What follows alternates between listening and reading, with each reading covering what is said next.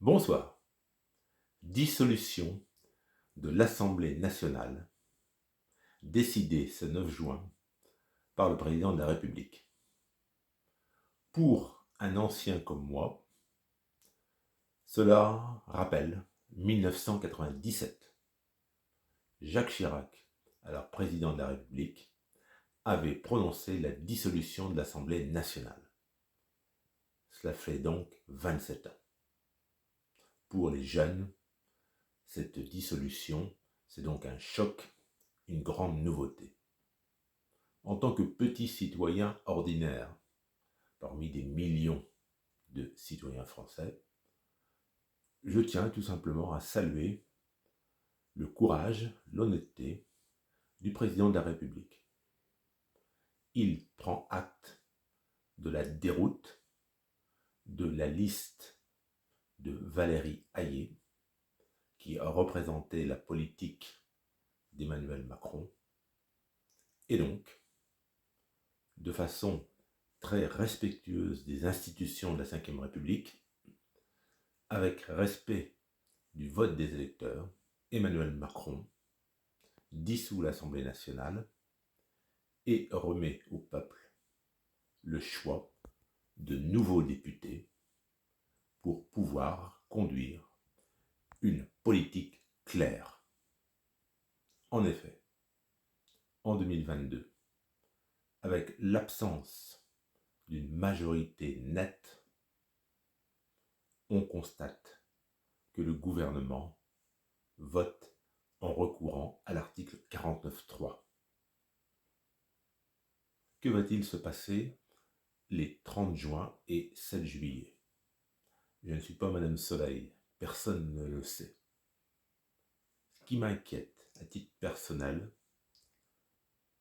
c'est que je crains que le 7 juillet au soir, il n'y ait pas de majorité absolue. Je crains qu'il y ait différents blocs antagonistes, opposés les uns aux autres.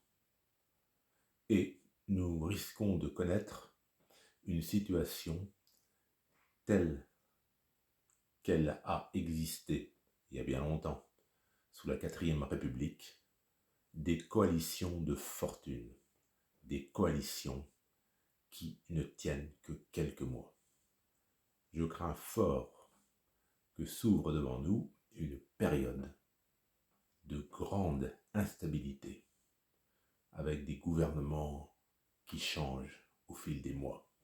Or, l'instabilité génère la montée de groupes extrémistes, groupes qui ne sont pas présents actuellement lors des élections, mais qui pourraient profiter d'une situation totalement ingouvernable.